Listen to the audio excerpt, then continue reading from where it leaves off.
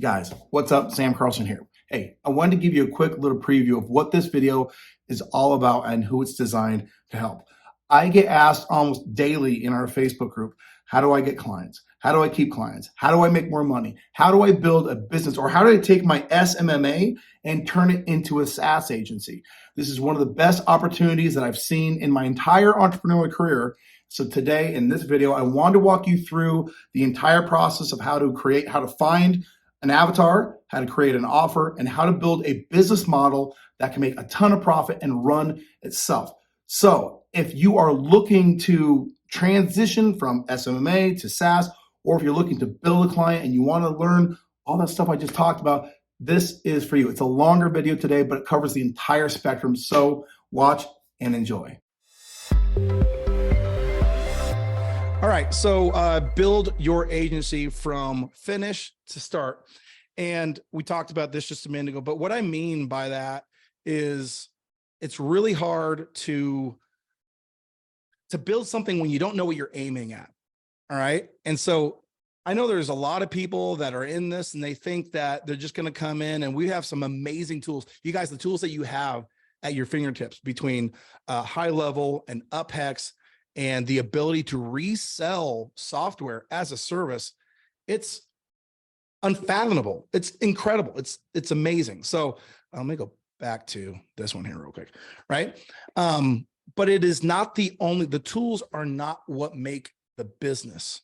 All right. So if you want to have an easy way, a business that gets clients with ease, okay. If you want to have low churn, if you want to have really good overhead, I mean, most businesses, I ran an excavation company for a while, and man, the overhead sucks in that business. Okay. If you want to have good profit margins, easy operations, okay, have teams that will plug into your existing operations and be able to like manage and just do a really good job.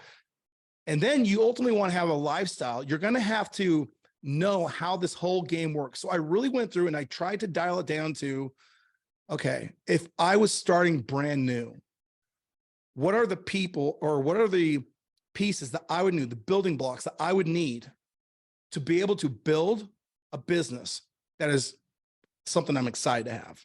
Because I know a lot of people, they get in and they want to have a business. They think they want to have a business. And then they just end up owning a job where you have, instead of one boss, you got 100 bosses or 50 bosses, however many clients you have. Okay. And we didn't get into that for this. So these are the building blocks we're going to cover today. And I'm going to show you how they all connect together. And I'm going to show you how to reverse engineer this whole thing. At the end, I'm going to give you a guide and a grid on how to make the model that best suits your business, including how to charge, all that kind of cool stuff. All right. Person, problem, offer, then your model. Now, to see the sequence about how all of these things work together. All right. Now your agency model, that's the last thing that right there is, that's Uppy, Uppy and the High Level logo shooting you into the stratosphere of success. But how do you get there? Well, you got to start with the unique person.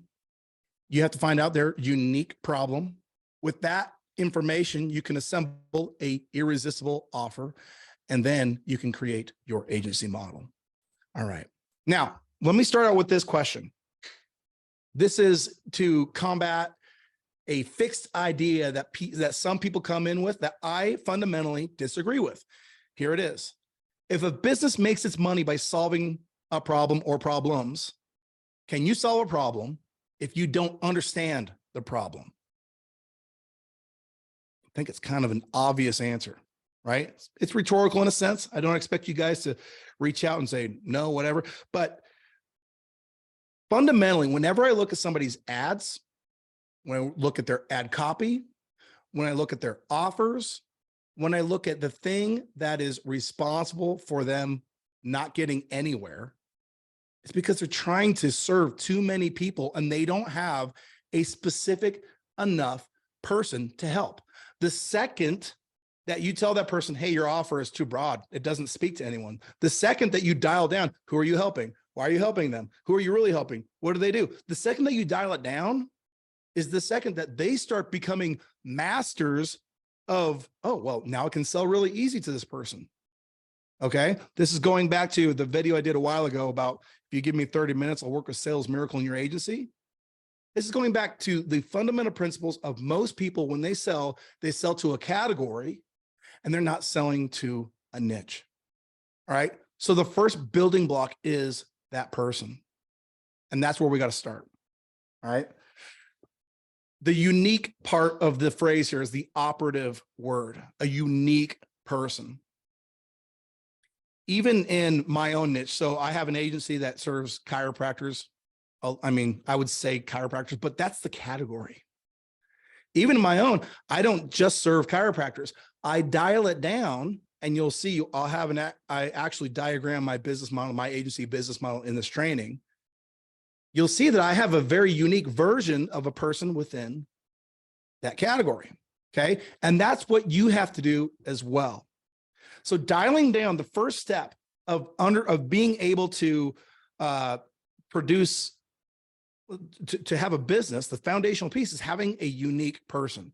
Now, if you've ever heard the phrase or somebody said about your offers, hey, our lead quality is really bad, right? Well, first of all, I don't believe in lead quality. If you've seen any of my stuff, lead quality is a myth. But second of all, it's less of quality and it's more of qualified. And if you want qualified leads, meaning if you want people that fit the services of the clients that you serve, qualified leads only come when you ask qualified questions. All right, let that sink in a little bit. What's a qualified question? A qualified question is the word qualified has inherent in the name that there's a set of criteria in the question itself that weeds out people generally and focuses and hones in on somebody more specifically. Okay. And if you're not focusing on a unique person within the category, a unique avatar, you won't be able to ask that type of questions. Hence, your lead quality will always be unqualified, not qualified. Okay, does that make sense? By the way, because I made this training here and I'm sharing with you guys, as I go through it, I know it's going to be quiet and then we'll do Q&A at the end. But if you could, grab the chat and let me know in the chat if so far, if this is making sense. I want to make sure that I'll move this around, we get this going. All right, Daniela says, yes. You guys feeling good about this so far? I want to make sure that we have a true goal here and that we're doing. All right. Yes. Awesome. All right. So let's have a quick analysis and discussion at building block number one, which is a unique person. Okay. I think we understand what it is. Now, there's been a lot of really cool success stories that people are publishing in the Facebook group, which is great. Okay. And I think a lot of times when somebody posts a success story, the immediate follow-up question is, what niche are you in? And then people will say things like solar or real estate or, medical marketing, whatever.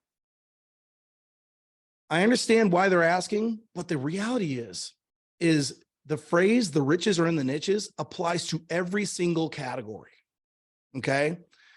There's always money to be made. We have a guy right now that makes a crap ton of money selling to dance studios because he created a very specific model, which I can't divulge because it's crazy how much money he makes in this niche. But he's found such a unique approach and such a unique avatar that he is able to absolutely crush it because he understands the principles we're talking about here today. Okay. So as you're coming through this first phase of your business, you think, well, who am I going to serve? What kind of person makes the most sense? And some of that will be based off of opportunity you have. Quite frankly, I got into the niche that I'm in because I was consulting chiropractors and they were always asking me, hey, what do you know about marketing? And I just kind of evolved into that direction. But had I not, I probably would have sat down and hopefully I would have done a similar brainstorming session, similar to what we're doing here. Okay. Now I would have wanted to know what kind of problems do these people solve for the community? Okay. Like, what are they actually doing? If it's an attorney, what kind of attorney? what do the, if let's say it's in fact, I get, there's an attorney here that does immigration law. Okay. And for a while I was getting a lot of his ads. I was like, oh, this is interesting. I could see what Facebook ads for immigration attorneys look like. And it was really interesting because the comment section below in the ads, you'd see all of these people asking, how long does it take? How successful is it? Yada, yada, yada, which are all symptoms, which are all clues, right? And so it gives you clues into what problems are these attorneys in this example, are they solving for their avatar? We want to know that. Okay. How do they make money? How do they make money on the front? And then how do they make money over time? We want to know those dynamics. How do they acquire sales? The biggest thing in local businesses is most people who start a business locally get into that business because they want to be that thing.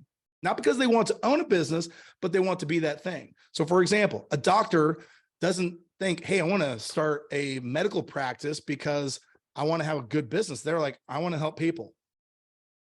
Okay. And this is an interesting dynamic because you guys are here because you want to have a business, which is the reverse. Okay. But you have to think about it in a way, the way they think about it, right? You got to think, well, if they are thinking in a non-business way, how can I apply what I know and help them get more sales? Because most of them, the reason we all have opportunity is most of them suck at sales. And quite frankly, most of them don't understand the nuance and the difference between marketing and sales. They think it's all conflated. It's all the same thing. They don't know the difference. Okay. So this is important. What's their average lifetime value? I mean, this is a practical question. If you're working with a business where the lifetime value of a customer is $500 and then another where the lifetime value is $10,000, you might want to know that. You know, it doesn't mean you can't have a business with the $500 one, but when you create your model, you definitely better know that. Okay. So these are all important things to understand. What do niche specialists in that category do? This is actually a really important question. Every category has people who specialize even deeper in the category. So for example, chiropractors, right? You guys know what chiropractors are. They come in, they adjust you, they, do all that stuff to your spine. Well, there's some that do spinal decompression only, or they do, different, like they do different sub niches that make them a specialist in that thing. Who gets paid more, generalists or specialists? The specialist. The specialist always gets paid more. And so if you can create a business by starting at a category and then narrowing it down to the specialists within that category and serve them and help them make more money, you're going to make more money. Does that make sense? Grab the chat. Let me know if that makes sense, you guys. We're going to have normally I do these ask me anythings. So normally it's kind of like we're interacting back and forth. All right. We got a bunch of yeses. All right. Very good. Cool. Let's keep going. All right. So we started out with the person, and hopefully I've made it clear as to why I think, some people that come into UpHex, they'll download the entire UpHex library, like everything in our ad library, which is there for you you can do that, and they'll do that. But as soon as somebody does that, I know they're going to fail. I shouldn't say fail. I know they're going to struggle because you need to find a specific person. All right. So that's number one. Then number two is then you have to start evaluating the person that you've chosen. You have to start evaluating their problem. All right. Now, if you guys, I hate to be redundant, if you've seen any of my sales stuff, I tell one story about when I was a loan officer. And, I had a bunch of buddies that were like, hey, we're real estate agents. We'll send you business. You'll make money. Just become a loan officer. I'm like, sweet, dude, this is a shoe in. So I go through the time, effort, quit my job as the teller at Wells Fargo Bank. And that was my last W-2, and went and started working as a mortgage broker. And as soon as I start working as a mortgage broker, I get done, I get trained up, I learn what I'm doing. And then I go to my buddies, I'm like, all right, let's do some deals. And they're like, we'll let you know when some deals come. Like, oh, this is not good. I mean, my wife's pregnant and I'm like kind of hosed here. I got to do something. So I asked my branch manager, like, well, how do I get clients? And this is when I'm 23, 24 or something like that. How do I get clients? I don't know what to do. She goes, well, just go to real estate offices and, take agents out to lunch and do all this kind of stuff, build a relationship network. I'm like, oh, geez. First of all, I'm broke. I don't got no money. Okay. But I'm going to go and just see if I can use my charisma to land some deals. Well, that did not work. I would do that over and over and over again, and it did not work until one day I was sitting in the lobby of the Century 21 and I'm thumbing through this real estate magazine, all these listings that these agents have. And I'm thinking, oh man, wouldn't it be nice if that person would work with me? But they've got like $1 million listings. This person, oh, wouldn't it be nice if that person sent me their business? Oh, they've got all this business, but no, they won't work with me because I'm young, I'm inexperienced. And then I flip the page and I see Christina McNeil.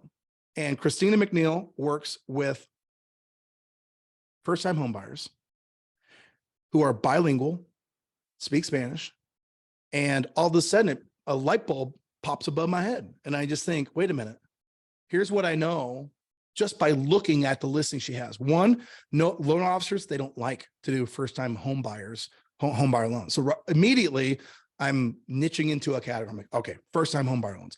Second, they all speak Spanish. Well, how many loan officers in my town, in my area, speak Spanish? I speak Spanish. So I'm like, okay, well, that's another one. And so then I just reach out to Christina. I said, hey, you probably are having a hard time getting people approved, because she would. And if you want somebody that specializes in first-time home buyers and can speak Spanish, so you don't have to translate for your clients, send me your deals. I'll help you out. And I speak Spanish, so you won't have to translate or anything. Boom, 5 deals that day. Right. All because I went from a category of people, which was all the real estate agents in that office, who some, they're all selling real estate, but they weren't going to use me. And then I focused on a very specific avatar, and I never had to do marketing ever again for that as a loan officer. But I had to identify problems that were very unique for Christina in this case. This is one of my favorite quotes ever. If I had an hour to solve a problem, I'd spend 55 minutes thinking about the problem and 5 minutes thinking about the solutions. The reason that he shared this quote, the reason that he said this, is he understands the true nature of solving problems, any problems, which is it's more about understanding the actual problem that you're solving than coming up with solutions. If you spend more time deep diving, like finding out the dynamics of all the that the problem is causing, all the dynamics, everything that's causing the problem, then by understanding what's causing it and how it works and the nature of it, you will come up with ideas on how to solve it incredibly simply. Okay. Most of the time we can't solve these problems, and we don't know how to write ads, and we don't know how to write landing pages, and we don't know how to create offers because we don't really understand the problem. Okay. And by the way, the very skill of being able to understand an avatar, a client's problem, is also why they're going to hire you. Because even them, when they're looking at their problem, they don't understand it because they're too close to it. You have the benefit of seeing that specific problem from their perspective and every other client that you talk to that has the same problem. And that's what you're going to find.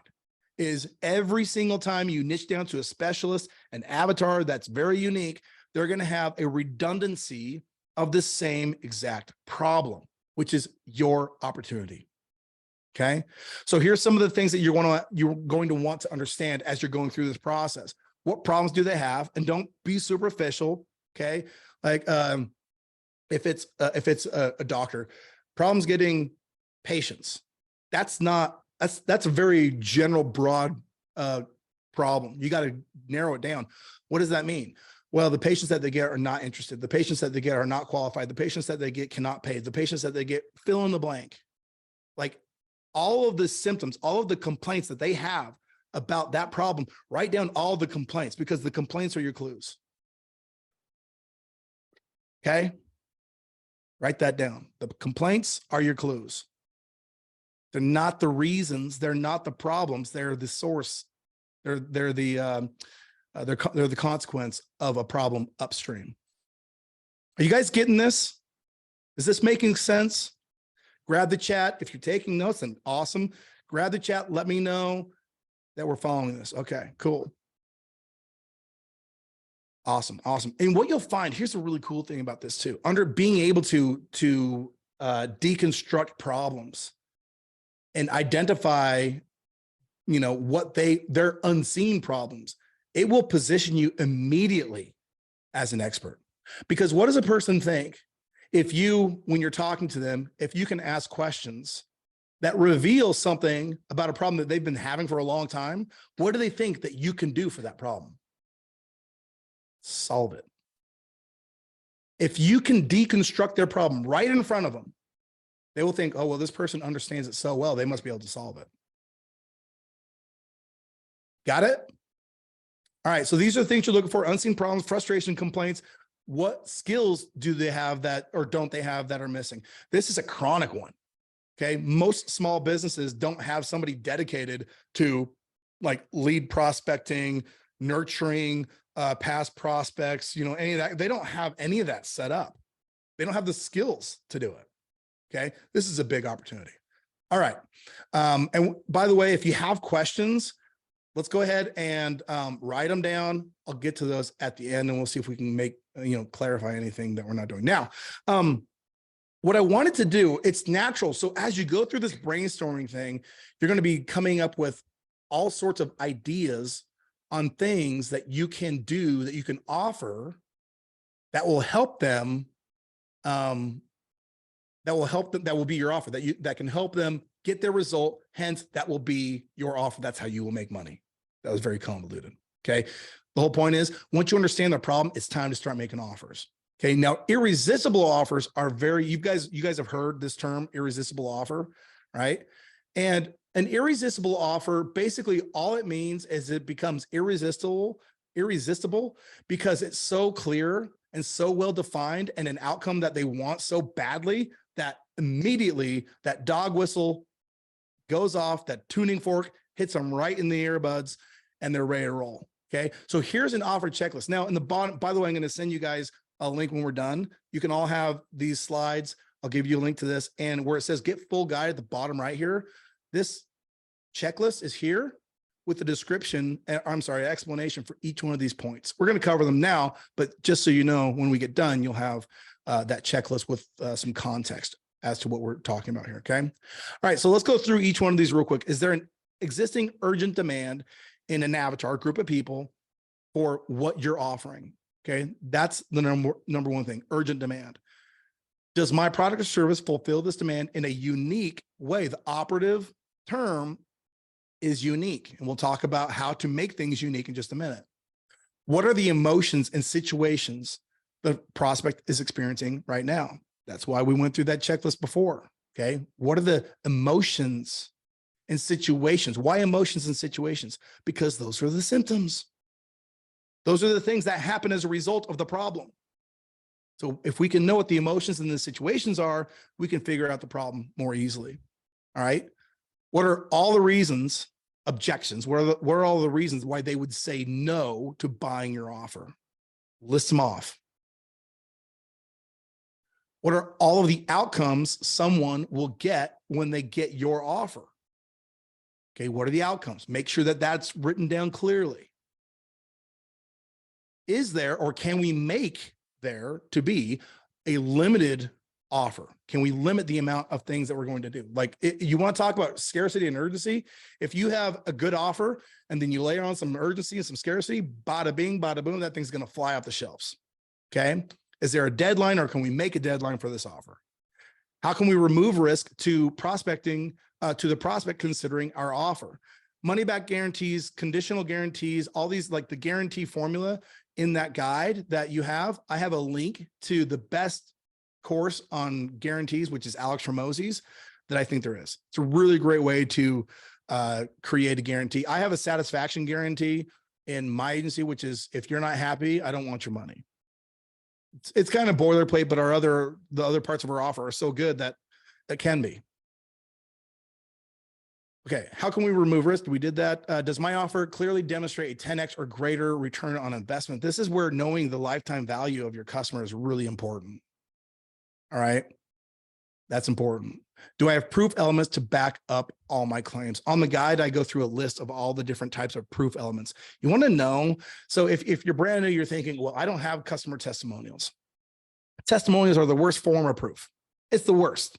Okay, don't worry about that. You want to know what the number one best form of proof is? Demonstration. If you can demonstrate that you can produce the outcome, people will believe that more than anything else. There's a story of this guy that was, right now we take for granted that all elevators have brakes. Okay, meaning back like 100 years ago, 150 years ago, there would be occasions when an elevator, the cable would, erode or whatever, and people would fall and they would die. That happened.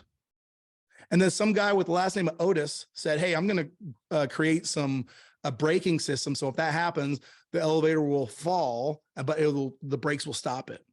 So he starts trying to sell his brake pads for elevators to people. And they're like, nah, we don't want those. That's unnecessary, blah, blah, blah. Nobody's buying his brakes. And he's thinking, how could nobody want to buy these things? So he goes to the World Fair, sets up an elevator, okay, stands on top of it, and then has his assistant cut the rope so he starts falling, and then boom, the brakes stop him. Overnight sensation. All he had to do was demonstrate the value to somebody, and they could see, oh, I don't want to die. Brake pads on every single elevator. Now you can't go to a place where there's not brake pads on an elevator. Make sense? Demonstration is the most valuable form of proof. All right, this is an awesome checklist. Again, you'll get the link to the full description here in just a minute. All right, offer creation. So right now, if you're going through who's the specific person, what are their nuanced problems? And after going through the checklist, I have this jumbling of all these things floating around in my head about what I could create and what I could offer, but I don't know how to organize them so they're clear. How do I do this? Well, here's one way that you might be able to do this. So this is a brainstorming sheet. So the first one, the first part of this process is you want to go through and find out what existing offers are in your niche already. Okay. Write them down. These people are doing this way. This is doing that way. This is the average price. Just write everything down so you know what the market is doing. Okay. So that's the first step. The second step is to say, well, most of the time, even the offers that I am observing are going to be a few notches above where I'm going to have to go. What I mean by that is to narrow your niche, to get down to the more specific layer down there. They haven't done that. Okay. And a lot of times people in my position, for example, my agency, we'll start super narrow, but then the more time goes by and we'll get broad. Just because we have some, we've got more, and it's a weakness. We don't necessarily offer the narrow stuff anymore. We go to the broad because we have enough clients, enough word of mouth, enough good rapport, all that kind of stuff.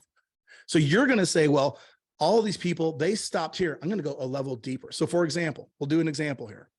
All right. My agency currently right now it helps people with spinal decompression, neuropathy, and non-surgical knee. How could you take that and go even more narrow? Well, what if you layered on Spanish speaking?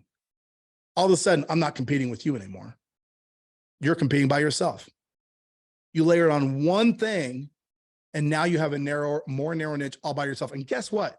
There's enough clients that are narrowed down there for you to have a thriving business. I think that's one of the reasons why people get tempted into these other quote categories, is because there's like, well, there's 50,000 of these ones. It's like, dude, you don't need 50,000. Get to 500. All you need is 100, whatever the number is. Like, do you know what kind of business you can have with 100 customers? Incredible. All right, so that's one way, is to take the existing offers and then narrow them down. Awesome. The next way is terms. Okay. When you're negotiating, there's only two levers you get to pull: price, terms. Okay. If you're going to pull one, you leave the other up for exposure. If you're going to pull the other, vice versa. Okay. So terms, a lot of times when somebody goes in, they'll be like, hey, at the very beginning of I remember back in 2015, in the SMMA world, we were all offering $1,500 retainers, and that was basically the gig, right? And so, well, what could you do? Well, I can lower my price. That's part of what I'm doing. I could do that. Or my terms are, I can make it so the first month is free. That would be a term. Or I can make it so instead of a year contract, I'll do 3 months, or I get paid when you get paid, or pay per appointment. There's so many things. There's so many different ways to nuance your service that just throw down the all the different terms that you would be willing to do, and then you'll be able to jumble and combine these things to really come up with your offer. Okay. We good? You guys good? This is kind of where I feel like sometimes our creative minds stop working. We're good. Give me a thumbs up. Give me something, you guys. Let me know. Rock and roll. Yes. Yes, sir. Rock and roll. Rock and roll. I like it. Thank you. Appreciate it. All right, here we go. All right. Now we're talking about acquisition. All right. Acquisition is only hard when we do not have a clear demonstration of value and a clear proposition. Okay. So what you want to be able to do when you're done with those 3 steps is you want to be able to fill in this sentence. I help chiropractors get spinal decompression, neuropathy, and non-surgical qualified patients using 3-click Facebook ads without having to pay retainer agencies. Okay. Just did that off the fly. Shouldn't be hard to know what your irresistible offer proposition is. All right. Now here's what's kind of cool. If we know that, there's so many questions. I mean, Alex Machuca he's done a couple of Ask Me Anythings. I think he's done 2, one with me and then one by himself. And what he shared, how he grew his agency in 11 months from 0 to $500,000 in revenue in just 11 months. And it was all through Instagram DMs. And he would basically just say this right here. Okay. Your website says you offer spinal decompression services. Would you be interested in 10 to 20 more cases per month? That's it. The reason that this is so cool, the reason I like this statement is because 2 parts. And actually, before I say why it's cool, no, I'm ADD, you guys. Let me figure this out. All right. The reason that this is such a cool statement is because your website says you offer. That shows that you took time to look at their website that interests them. Okay. And then you took time to say unique things. So if you were just say, your website says you offer or you help patients, that's not going to help them. You got to get unique, right? Would you be interested in more? Or, and I like to give, you wouldn't say, would you be interested in more? You'd like to be more specific. Would you be interested in 15 to 20 more cases per month? All right. This thing is so simple, but it works. And it doesn't work if you do it once, twice, 5 times, right? You got to do it 100 times a day, every day, which is why, when people really figure this out, they'll combine this. They'll do the video version of this. Do I do the video version here? No. Let me go back to this real quick. But if I was doing Nick Robbins' version of this, and I was doing like video, I would do the same thing. Your website, hey, I would be on the website doing a Loom video. Hey, it looks like your website shows that you do viscose supplementation. Would you be interested in 15 to 20 additional things? And it also looks like you got a lot of good reviews. Good job. Let me know if you're interested. Boom. Okay. This is high touch. Now, high touch is what you need to be doing if you're starting out. You don't want to be running ads. You don't want to be sending bulk of cold email. You want to be doing high touch activities because you're going to get feedback and you're going to get movement. Like, this is what's going to move the needle for you, but not if you only do a little bit of it. All right. You got to do a lot of it. So if you're doing video outreach, you want to do 20 a day. You want to combine that with cold like DMs, whatever you want to do, you know, 50, 100 a day. And if you just do that every day, as soon as you're done with it, you can move on to the stuff that you waste your time on right now. Which most of the time in our agencies, when we're getting started, we waste our times on the sexy things, right? One of the things I love about, and oh crap, the guy, let me see if I can remember who, of course. One of the things I love about, and I think it's, geez. I thought his name was Steven. I can't remember. But the guy Adam Lucky had on his YouTube channel, I posted the video in our YouTube group, was he's like, listen, I'm going out and getting clients. I've got my MVP, my minimum viable product as, you know, as my SaaS platform. I've got that set up. I'm going out and getting clients because that's what's most important. Right. So he understands his clients. He's going out and getting sales. And then on the back end, he'll be like, hey, I know there's other things I can do to make my operations more sophisticated. But he'll figure that out later. You can always backfill the hole after you've dug it. All right. Acquisition. All right. So that's my acquisition. Now, if you know who the person is, you understand the problems, you make an offer and you start getting people, as soon as that happens, your follow-up point is going to be retaining them.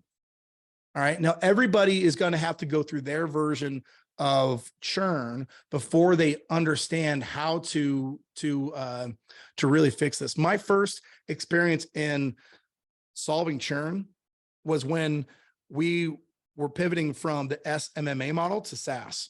Now, the first thing we did, there was actually 2 steps that we did. The first thing we did was we hired the gal who actually who's our director of operations, started at the bottom and became just a client support person. Now, what she did that was different than what other client support people had done, and then what we were able to do because of the small size of our crew, our team, was she was proactively reaching out to customers, proactively communicating with them. So instead of us waiting for a customer to complain and then address their problem, she would anticipate the problem and then say, hey, by the way, we noticed that your lead volume had dropped. So we went ahead, reset the campaign. You should see your numbers start to increase here over the next 2 to 3 days. Let us know if there's anything you need or any questions you have. Human psychology. This is a lesson. Write this down. With lack of information, people make up their own, and it's never to your benefit. With lack of information, people make up their own. So the biggest enemy of your retention, the reason that you suck at retaining people, number one, is because they're going into that zone of where I haven't heard from the company. I don't know anything. So they're just taking my money. This is a bad company. This is a bad experience. Lack of information, people make up their own, and it's never to your benefit, meaning the information that they make up in their head is not looking at you in a good light. It's always in a bad light. And by the way, it's not strike 1, strike 2, strike 3. It's strike 3. It's all you get. Okay. And we'll talk about some things that you can do here in just a minute. That I've got a checklist for that too. All right. Retention. When somebody starts getting leads, okay, and let's say that's, you guys are all doing the UpHex model, and I'll show you guys that here in a second. But you're doing the UpHex model and you're really focusing on Facebook ads SaaS, which people love because the value exchange is better than a service. Meaning when a person is running ads for them and they know they're paying higher retainer fees, whenever there's a problem, they're like, oh, the person made the problem. The person sucks. The person's bad. With lack of information, they make up their own. But when it's a software that's doing it, first of all, the software doesn't make the same problems because the software is perfect. You're not going to get misspelled things and all that kind of stuff unless you have the misspelling on your template. Then, you know, fix it, dummy. But you fix it once and it's fixed forever, right? So just the exchange there is going to help you. That was the second thing. I said the first thing was proactive support. The second thing was we changed the purchase exchange. What they were purchasing was not a person, not a service. It was a software. It was a tool. The price was different, but it wasn't just the price. It was the result that they got. They got our ads library, and they got ads that they could launch without an agency. That exchange right there, boom, exploded our churn. in a good way, reduced it, exploded it. That's not said correctly, you guys. Okay. So now that they're getting leads, what's the next problem? What problems do they have as a result of having your product? What opportunities are they now missing? Okay. That you can say, hey, by the way, did you know you've been missing this the whole time? What unseen problems rather, can you identify for them? What other frustration and complaints can you solve for them? And what skills are they missing at this level? A very boilerplate response to this would be, hey, most of them are going to be bad at communicating with the leads. They don't want to do it. They're not trained to do it. They don't understand the importance of fast follow-up and regular and continuous follow-up. So maybe you've got a bot. Maybe you've got a VA that will nurture their leads for you. Maybe you've got a trained call center that will qualify and do all that stuff for them. Whatever it is, that might be your next tier of value. That's your next opportunity. And as long as you're getting them results, they can see that. And they see how each piece of the puzzle, hey, I do need the leads, but I also need the call center that's going to do my nurturing. I need that too. So they get it, right? So retention is anticipating the next problem. Now that's one part of retention. And by the way, you'll notice if I had an hour to solve a problem, I'd spend 55 minutes thinking about the problem and 5 minutes thinking about the solutions. It's the same thing. We're just in a different problem solving loop here. Got it? All right. Here's a retention checklist. Now, this is more for the experience once somebody signs up. All right. How long does it take for you to deliver the promised outcome? For us, when a client signs on with PatientStream, from the time that they sign up to the time that they onboard, we want that to be within 48 hours. And on the actual onboarding call itself, we want for them to launch a campaign. That is the goal of the first 48 hours. Account set up, they launch a campaign. All right. How much effort and time is expended to get that done? If they have to go through and do a bunch of learning, you better have a cheap price. Okay. When you get customer feedback, what do they say? What does that look like? What are they saying? These are symptoms. Is your customer service reacting or are they proactive? We've talked about this. This is a big one, right? Are users referring you? Are you asking for testimonials? Do you have an affiliate program? Why wouldn't you have an affiliate program if you're selling software? Sure. Get these people invested into referring their colleagues. Make sure that one sale can turn into 2, 3 potentially. All right. Ascension model checklist. Now, Ascension. What is Ascension? Some people call this, and there's different ways to do it. But the idea is take the person from point of purchase, when they buy your thing, what is the way you can increase the lifetime value? How can you make more? And not to take advantage of a client, but to serve them at a higher level, right? So let's go through this checklist. Are there new issues by using your product? There will be, okay? It shouldn't be, are there? It should be, what are the new issues by purchasing your product? Has your product exposed new opportunities? Probably. Are there other ways for you to serve or save them money? Are you able to remove or replace anything? These two, I wanted to say these two together.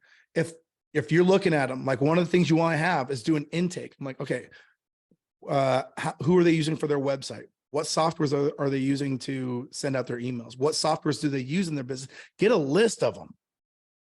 Get a list of what they're already doing. Okay. And if you can identify, so for example, in the chiropractic niche, we find people using Zingit, which is a texting platform, a ton. We find people using ReviewWave, which is a reviews platform, a ton. And right there, those two platforms are $297 each per month. Well, that's $600. I can immediately save them that cost. So by saving them money, my stick increases. Are you able to adapt your offer to favor terms over money? An example of this would be, let's say they sign up for, let's say you do a webinar, you sell 3 months at $9.97, and then after that, it seasons into $4.97. And you focus during that 3-month period. Hey, they paid one time. What we want to do, our goal is to keep them forever. Right? Imagine if you kept every client that you ever had, you never lost them. Imagine you kept them forever. How many clients would you have to have a thriving business? So what if you said, hey, by the way, we noticed you have your website through this company. Our website service is the same price. But when you go with our company, we include hosting, we include this, we put a chat widget on your website. And instead of paying $4.97 a month for our Facebook ads, we include that for $97 a month or for free, whatever. What do you care? You're going to get your software fee and you're going to get Twilio rebelling. What do you care? And then you can upsell them based on consumption things. Like, hey, you want to do an event. Okay, well, I'll show you guys that here in just a second. Is this making sense?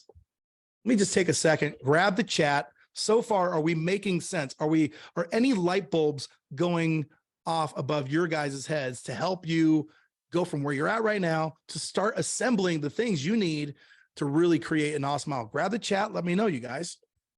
Yes. Yeah. Oh, yeah. Thanks, George. I appreciate the, oh, yeah. I appreciate that. All right. Can we save them time, effort, and can we weave ourselves more into their business? What are things that they don't get, are never going to get rid of? Their website. They're not going to get rid of their website. With high level, you build them a website. It takes you no time at all. Boom. Now you're woven into their business. Okay. You give them a Twilio phone number. Boom. They're woven into your business. Excuse me. Okay. Think strategically, set up the move, do the move that sets up the move. All right. Now, this is our agency model guide. This is what we want you guys to be able to, at least at the very beginning of your agency, fill these things in. And by the way, they can change. I'm going to show you guys my agency model. And I didn't write down our proposed agency model that we're actually going to test out here. I will, but this is for you guys to use to write down, at least to have a starting point. Okay. So we help somebody, a niche, get the thing that they want without the thing that they hate. Okay. Now I use that without because most of you, you know, that formula B plus C equals I. So benefit plus curiosity equals interest. You've got the benefit, but you don't have the interest. You only have the interest when you say without the thing that they hate, right? So we help chiropractors get qualified patients without paying high retainer agencies. Immediately, they're going to be like, okay, we help chiropractors. That's not confusing. Get qualified patients. Okay, I like that. Without high retainer agents. Wait a minute. How is that possible? That's the only thing I'm familiar with. So all of a sudden they're curious. Now curiosity leads to interest. That's the formula. All right. And then unique problems. Again, we got to understand the symptoms, the problems that they're having. What are the symptoms? What are the problems? Then promised outcome, irresistible offer, and then your retention model. So let's go ahead and we're going to jump into PatientStream, which is my agency. And if you guys want to check out my agency, it's mypatientstream.com. You don't have to, but you can see how we present different things there. And by the way, we don't even present our DIY stuff there anymore. We sell that through webinars. All right. So we help chiropractors get qualified patients without paying high retainer fees. Our unique problems. Most chiropractors complain of bad, like low quality leads, agencies that get results and then they stop, and marketing campaigns that lead to zero ROI, if any, right? Low ROI, if any ROI. All right. Now, what we are promising them is able to pay qualified patients for specialty services such as decompression, neuropathy, and non-surgical knee. Now, if you've seen any of my screen recordings, you know we've got like over 200 templates in there that go into a bunch of different things. But the reason I start here, because these are the people I want. And they have other services, and I can help people with those other things, but these are the people I want because I know I can make them the most money. So that's the tip of the spear for me. Irresistible offer. Try our service risk-free. It should be software. Try our software risk-free for 14 days, then gain unlimited access after the 14 days for $497 a month if you want it. You don't have to buy it. If you're not happy after the 14 days, no money. Satisfaction guaranteed. Okay. And I always say with satisfaction, I said, if you don't want to, if you are not happy giving me your money, I don't want it. Okay. And then our retention model. Now, this should be attention/ascension model, is all about anticipating, okay, they had a really good onboarding experience, which our people have an amazing onboarding experience, right? We focus on that so much. Like that is a drum that we beat so hard that it's really what sets up everything. And in a couple of weeks, my director of operations is going to come and share our onboarding whole process, including the video that we play for them and all that kind of stuff. So you guys can see that. Okay. But assuming we've done that and people are having a good experience, what's going to happen next? Well, we know they're going to fall into one of three buckets, probably. One, they are happy. I just got a text today from the operations manager, and she's like, hey, people love, let's see here. I do want to read this to you guys just because I think it's pertinent. Let's see here. Of course, I've got the Slack thing. Oh, crap. Basically, the person says, hey, I'm really impressed with this onboarding process. It's super smooth. This happened like 30 minutes before the training today. So they got to have a good experience there. Okay. And then the retention is, so if they're getting a bunch of leads, which they do, but they're not getting people booked in, it's usually because they don't know how to handle leads. And most of the time, it's because they don't put in any effort to call them. Those are the culprits. Okay. So what we say is, hey, we understand that you're running a clinic and you don't have time to develop a marketing department. What if we installed one for you? And that's the way we communicate it. We're going to install a marketing department for you. What does that mean? On top of the marketing software that we've installed into your practice now we're going to give you a team. And this team, they're not just going to call and qualify and book appointments for you. They're going to develop a finding pool for you. Let me tell you why that's important. A few months ago, we had a doctor who had his ad account shut down. This happens from time to time. It's all automated. We have a system to fix that. But when it happens, it means that our clients can't run ads. So what do? Well, in this case, because our team had been installed and was marketing his department, normally, or his clinic rather, normally he would get 50 to 70 appointments booked. Guess how many appointments he got booked in the month where he had no Facebook ads running? The normal answer would be 0. Well, they got about 52, I think the number was. How did they do that? Because we don't just work leads that are happening right now today within the last couple of weeks. We work leads in a pool that have happened over time.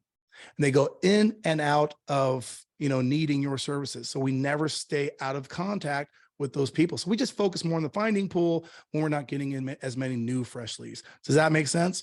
They're like, yes, it does. And I need that.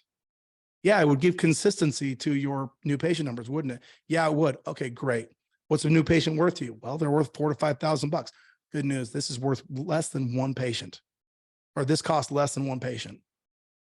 Oh, Sam, you just saved me. Like you just installed a marketing department in my business that I run that I don't know how to install a marketing department. Sweet, rock and roll. $3,000 is what we charge for that. All right. On top of that, a lot of our doctors we have found, because we've niched down, a lot of them do these dinner workshops, these event marketing things. Well, we offer that. And I'll show you guys if you want to see, we offer that at $997 per event. Okay. And we don't push it a lot. We have it in there. We should push it more. And with this new model, we will be pushing those types of things a little bit more. But we'll have 6 or 7 in a month. That's $6,000 or $7,000 in revenue, right? We offer group trainings. So as soon as people get in, they have an amazing onboarding experience. We have group trainings to say, hey, on our onboarding call, we launched your ads.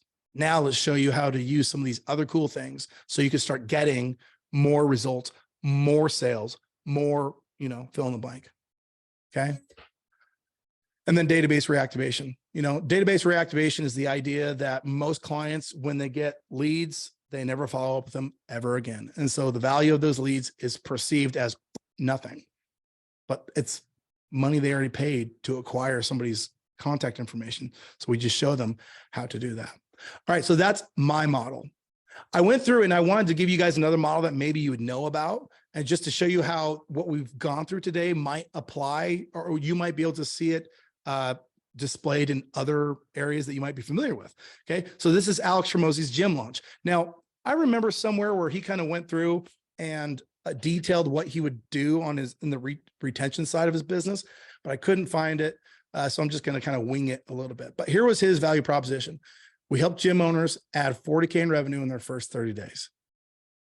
Awesome. Unique problems. Growing a gym is slow. Customer values are low. And it takes a long, well, that's slow. It takes a long time to build up your membership. Okay. So his promised outcome, I'll come to your gym and launch your location so you can have full memberships in 30 days. Are you kidding me? That isn't, that hits so many, like that hits so many special things that were like so many concerns that there's like, yeah, that sounds awesome to me. Okay. So that's number one. Number two, I'll cover the entire cost of the launch. This is the irresistible offer, right? So these are the terms. I'll cover the entire cost of the launch and the sales. You just have to fulfill and keep long-term membership. So basically, I will come in and make revenue for to pay for my services. You have to fulfill, but you get all of the memberships that happen on the back end of the launch. They're like, I have no money nor risk into this. Awesome. And then his retention model, and what I think he calls a financed client acquisition is, so his retention model for gym launch is post-launch, join our mastermind to learn how to maximize gyms to make more money.